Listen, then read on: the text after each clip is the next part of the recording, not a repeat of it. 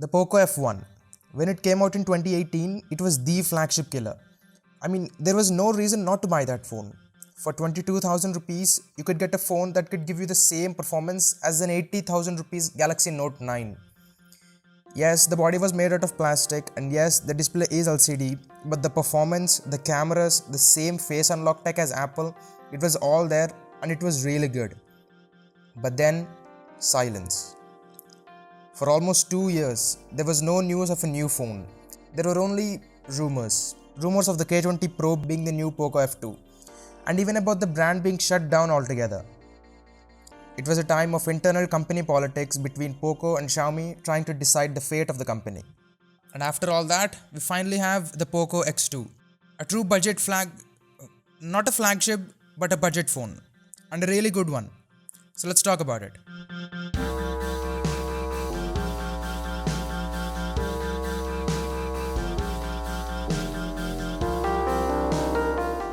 This is the Poco X2, and I think Xiaomi decided to launch all future K series phones through Poco in India. This is the K30 from China, just rebranded as the Poco X2 for India. So let's start with the main specifications. The phone comes with a Snapdragon 730 CPU, the Adreno 618 GPU, and comes in 3 variants of RAM and storage.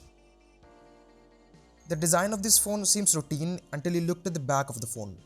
This circular design around the cameras, I'm not a big fan of it, I admit. But what I am a fan of is the performance they managed to pack into this phone. This phone remains smooth and fast through and through. There's not much else I can say about the performance. The Snapdragon 730 in this phone is really capable.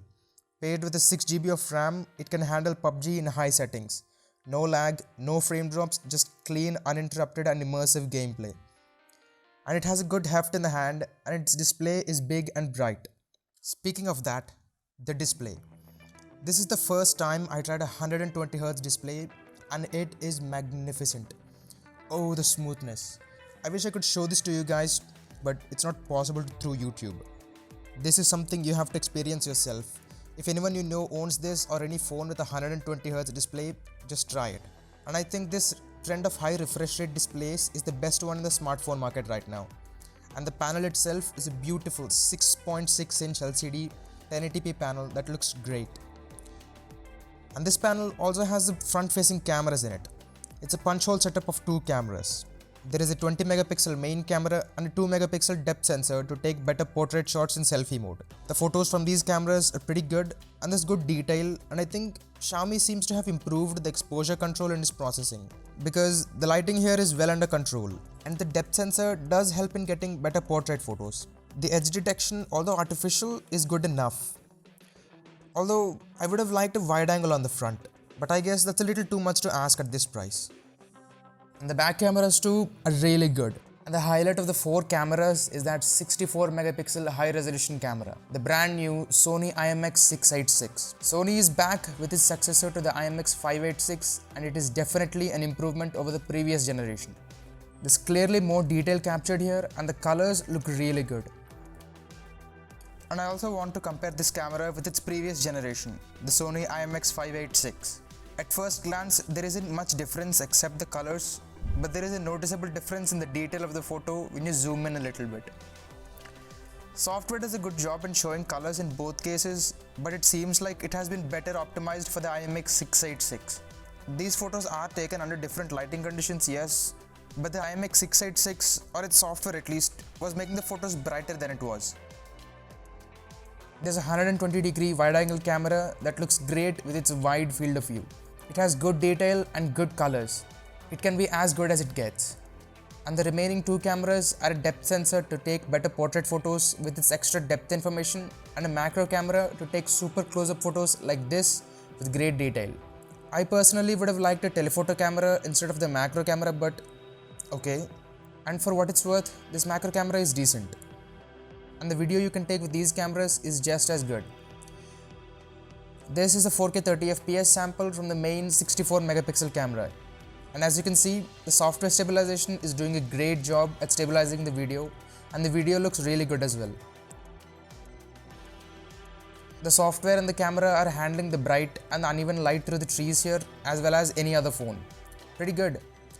The 1080p 60fps video is very smooth, and what I said before about the detail and the lighting control applies to this as well.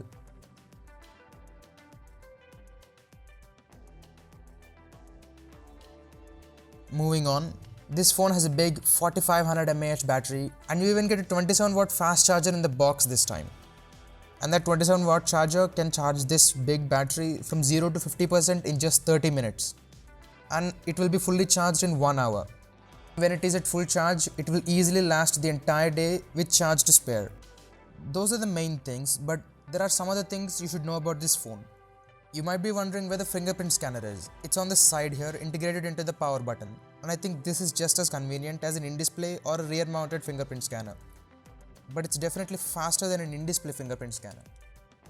It still has a headphone jack. I think it would be stupid of any company to remove this at this price range. Apparently, this phone also has a notification light, but it is currently disabled. Xiaomi said they will enable it through a software update soon. This phone also has an IR blaster, which can be used to control TVs, air conditioners, and projectors in classrooms. I think it's a must to annoy teachers in classrooms, if you know what I mean. It has a USB-C pin like almost all phones these days. And even though this phone is 8.8mm thick, there's still a camera bump on the back. Not a big issue, but be careful if you want to put this phone on a desk on its back. I suggest using the included transparent case. And the phone runs on the latest Android skin from Xiaomi, MIUI 11. And that's pretty much it. The price segment this phone is in, the 10,000 to 20,000 market, is the most competitive segment of the smartphone market in India. And to compete in this segment, every phone needs a unique selling point. And the one that sets this phone apart from the competition is its 120Hz screen. The Realme X2 also has the same hardware, but that 120Hz screen makes this phone worth it.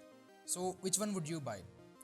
I know what's my choice. Leave your opinions in the comments below, like this video if you like this, subscribe to our channel for more content like this, and thanks for watching.